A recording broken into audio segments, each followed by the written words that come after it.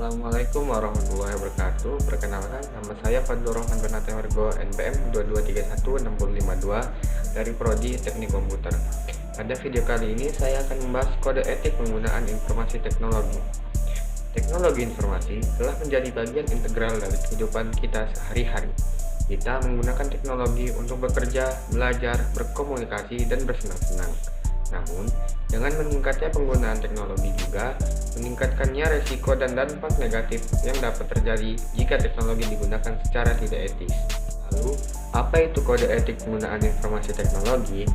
Kode etik penggunaan informasi teknologi adalah perangkat prinsip dan nilai yang mengatur perilaku pengguna teknologi informasi. Tujuan utama kode etik ini adalah untuk memastikan bahwa teknologi digunakan secara bertanggung jawab dan etis. Lalu, siapa yang harus mematuhi kode etik ini? Kode etik ini berlaku untuk semua pengguna teknologi informasi, baik individu maupun organisasi. Ini termasuk penggunaan pribadi, profesional, dan bisnis. Kemudian, mengapa kode etik ini penting?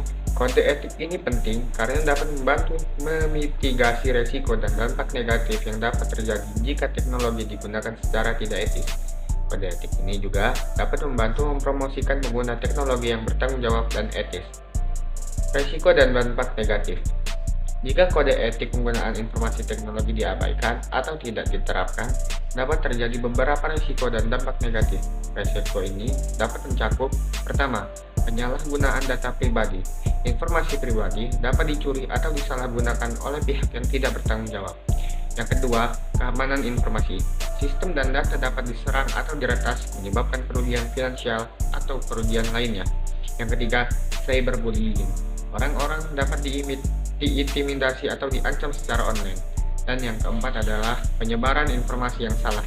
Informasi yang salah atau menyesatkan dapat disebarkan dengan cepat atau mudah melalui internet. Selanjutnya, peran kode etik. Kode etik pengguna informasi teknologi dapat membantu memitigasi resiko dan konsekuensi negatif yang diidentifikasi sebelumnya. Kode etik ini dapat mendorong praktik-praktik yang lebih aman dan etis dalam penggunaan teknologi, seperti 1. Menghormati privasi orang lain, 2. Menjaga keamanan informasi, 3.